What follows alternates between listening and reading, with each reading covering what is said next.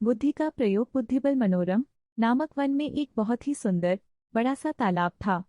तालाब चारों ओर से सुंदर सुंदर वृक्षों व फूल पौधों से घिरा हुआ था। तालाब के भीतर मखाने व सिंघाड़े के पौधे लगे हुए थे। तालाब में सदैव पानी की मात्रा बनी रहती थी, क्योंकि निकट से एक स्वच्छ कलधारा वाली नदी प्रवाहित होती थी। एक समय की बात है, दो मछुआरे मनोरम वन में विश्राम कर रहे थे। तभी उन्होंने देखा उस तालाब में खूब सारी मछलियां उपलब्ध है। दोनों मछुआरे आश्चर्यचकित होकर विचार विमर्श करते हुए कहते हैं, हमें आज तक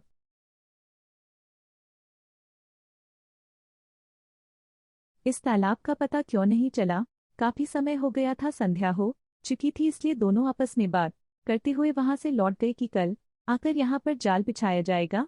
यह बात तालाब में बैठी तीन दोस्त मछलियों सुन ली। उन्होंने आपस में मंत्रणा की कि यह बात पक्की हो गई कि अगले दिन मछुआरा आकर यहाँ जाल बिछाएगा और हम सभी को पकड़ लेगा। क्यों ना हम लोग तालाब से निकलकर नदी में चले। उन मछलियों में से एक मछली दोस्त आलसी थी, उसने बात को स्वीकार नहीं किया और कहा कि जब मछुआरे आएंगे तब हम कहीं छुप जाएंगे, अगले दिन जैसे है।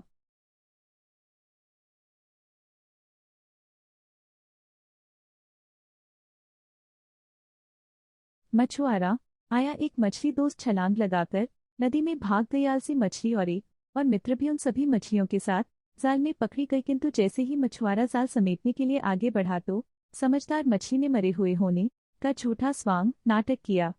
मछुआरे ने मरा हुआ समझदारी का प्रयोग करते हुए उछलकर नदी में भाग गई, किंतु जो आलसी मछली थी वह जाल में पड़ी रही। मछुआरों ने उसे ले जाकर बाजार में बेच दिया। इस प्रकार उसके प्राण निकल गए। अतः बुद्धि का प्रयोग अवश्य करना चाहिए। बुद्धि का प्रयोग करके ही हम विकट परिस्थिति